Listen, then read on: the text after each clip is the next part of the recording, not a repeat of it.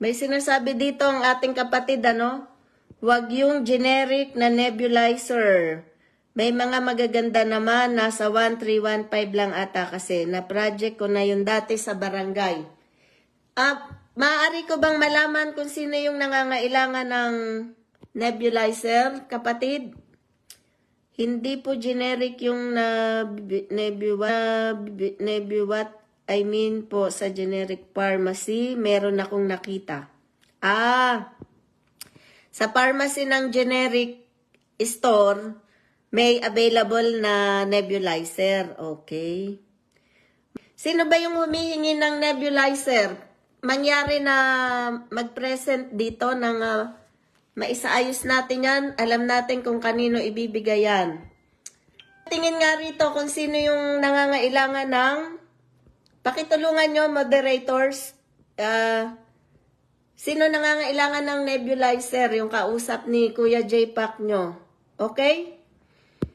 At paki-canvas daw yan. Ayaw ni Kuya J-Pac nyo ng na pipitsugin ba? 1315 daw ang halaga. Okay na raw yan. Pero sino yung nangangailangan ng nebulizer? Yala. Nalimot ko yung gagawin ko Sino yung nangangailangan ng nebulizer? Pakitignan nyo sa comment section ng Facebook, no? May hahanapin akong kwentong kapatid.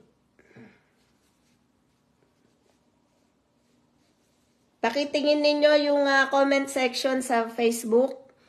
Baka nandun yung kausap ni Kuya J-Pac nyo.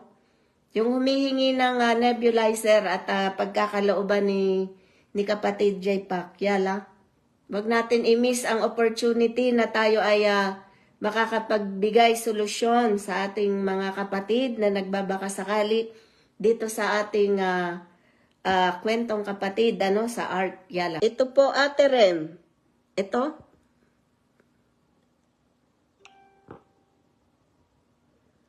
Si Jane. Siya ba yung nangangailangan ng pangalan nun? Nebulizer? Okay, noted. I-note yan.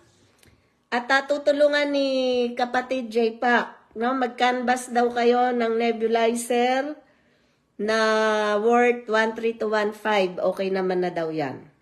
Gandang gabi po sa inyo.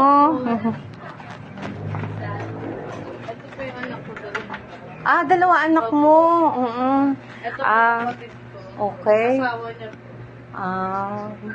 Buti may natuluyan ka. Opo, pinalis kasi kami dun sa tinilan namin sa may Alfred. Okay. So, yung grocery, galing kay Ate Rem.